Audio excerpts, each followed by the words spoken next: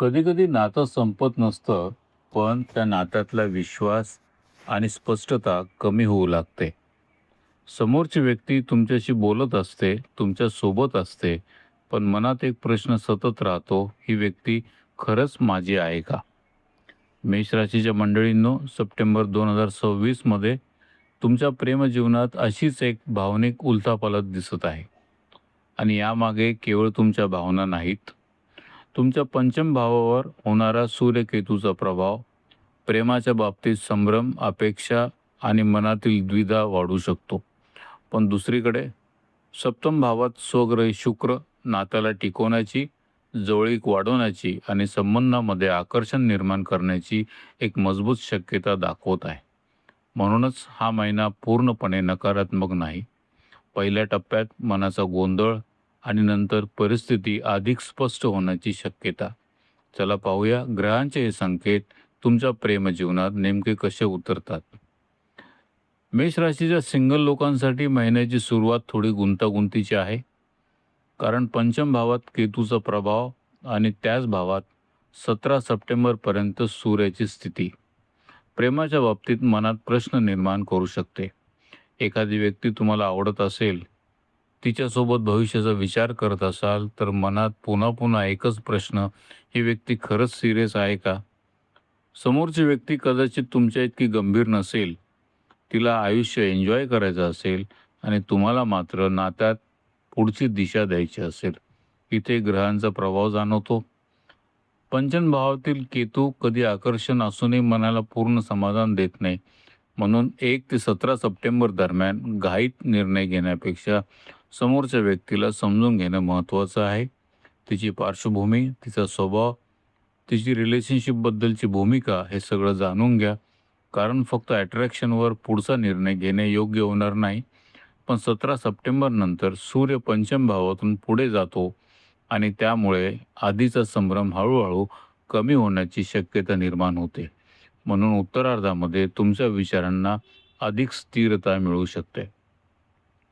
जर तुम्ही लव्ह अफेअरमध्ये असाल किंवा लिव्ह इन रिलेशनशिपमध्ये असाल, तर पहिला अर्धा महिना थोडा संवेदनशील आहे. पंचम भावातील सूर्यकेतूचा प्रभाव प्रेमात इगो, गैरसमज आणि समोरची व्यक्ती मला समजते काय असा प्रश्न निर्माण करू शकतो. छोटी गोष्ट मोठी होऊ शकते. एखादं वाक्य, एखादा मेसेज, एखाद्या गोष्टीकडे पाहण्याचा वेगळा दृष्टिकोन आणि वाद सुरू होऊ शकतो.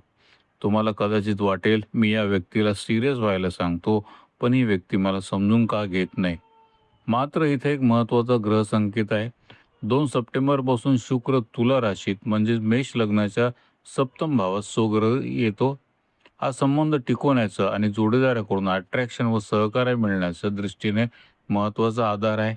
म्हणून सुरुवातीला तणाव, नातं संपवण्याचा संकेत नाही. 17 सप्टेंबर नंतर मनातील संभ्रम कमी होऊन तुमचा दृष्टिकोन अधिक स्पष्ट होण्याची शक्यता आहे आणि मग पुन्हा एकमेकांच्या जवळ जाण्याची इच्छा वाटू शकते. मात्र या महिन्यात विवाहाचा ठोस योग दिसत नाही. प्रेमसंबंध मात्र टिकू शकतो. तुम्ही विवाहित असाल तर मेष राशींच्या विवाहित लोकांसाठी चित्र थोडं वेगळं आहे. इथे ग्रहस्थिती सांगते नातं पूर्णपणे ग्रहावर नाही, तुमच्या इमोशनल इन्व्हॉल्वमेंटवर अवलंबून आहे. सप्तम भावात स्वग्रही शुक्र असल्यामुळे जोडीदाराशी प्रेम आणि जवळीक टिकवण्याची क्षमता मजबूत आहे. पण पंचम भावातील सूर्यकेतूचा प्रभाव मनाला कधीकधी स्वतःच्या भावनांमध्ये गुंतवू शकतो.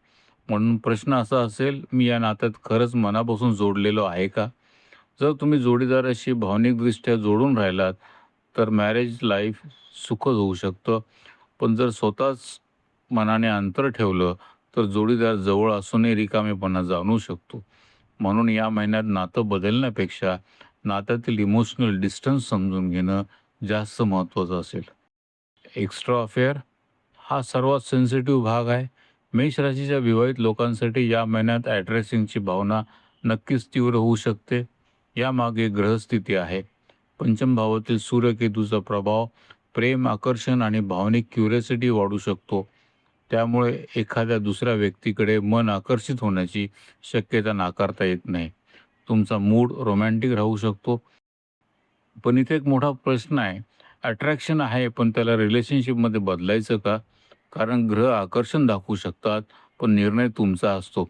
आणि जर आधीपासून असं एखादं कनेक्शन असेल तर तुमच्या बोलण्याच्या पद्धतीकडे लक्ष द्या. कारण भावना असल्या तरी कठोर शब्द किंवा चुकीचा ॲटिट्यूड त्या नात्यामध्ये कॉन्फ्लिक्ट निर्माण करू शकतो. नो कॉन्टॅक्ट सिच्युएशनमध्ये आहेत या लोकांसाठी. त्यांच्या आयुष्यात एक व्यक्ती होती, पण आज कॉन्टॅक्ट नाही. इथेही महिन्याचा पहिला भाग थोडा मानसिक तणावाचा आहे. पंचम भावातील सूर्यकेतूचा प्रभाव जुन्या आठवणी पुन्हा जाग्या करू शकतो. मनात एक प्रश्न येईल, पुन्हा एकदा बोलावं का? पण लगेच दुसरा प्रश्न, सुरुवात कोण करणार? 1 ते 17 सप्टेंबर दरम्यान तुमच्या मनात हीच द्विधा अवस्था राहू शकते. समोरची व्यक्ती काय विचार करत असेल? ती अजूनही माझ्याबद्दल विचार करत असेल का? का मीच या नात्यात अडकून पडलो आहे? पण 17 सप्टेंबर नंतर सूर्य पंचम भावातून पुढे जातो आणि त्यामुळे या भावनिक गोंधळातून हळू बाहेर पडण्याची शक्यता वाढते. रियुनियन आणि इथेच या महिन्याचा सगळ्यात महत्त्वाचा भाग आहे. कारण सप्तम भावातील स्वग्रही शुक्र संबंधांना पुन्हा जवळ आणण्याची एक मजबूत रिलेशनशिप सपोर्टिंग स्थिती तयार करत आहे. म्हणून जर तुम्हाला त्या व्यक्तीशी पुन्हा संपर्क साधायचा असेल तर जो आहे तुलनेने चांगला दिसतोय.